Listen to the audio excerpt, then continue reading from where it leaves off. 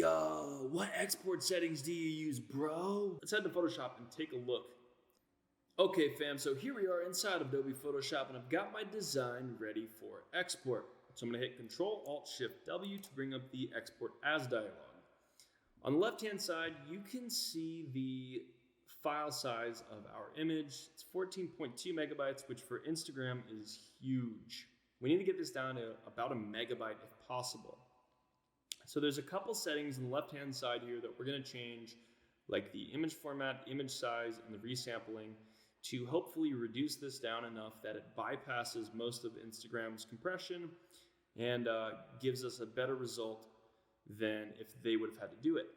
So the first thing we're gonna change is the format. I'm gonna change it to JPEG. I'm gonna actually also click this percentage here just to put it in at 100%. So we can have a better idea of what we're working with. Next thing, I'm going to change the quality from 100 to 70.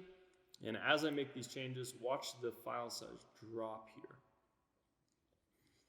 And then the next thing is the image size. I'm going to change it from 4K to 2048 pixels. This one is important. I would advise that you always use 2048 because Instagram, I think, actually reduces every image to that size anyway. And then the resample. This is actually the most important thing, I think, as far as the quality. So we're going to change it from Bicubic Automatic to Nearest Neighbor, which gives us the sharpest result. Here's our final file size, 854 KB. That is way smaller than 14 megabytes, and you really can't tell the difference. Instagram is going to be happy. Go ahead and click Export, and you're done.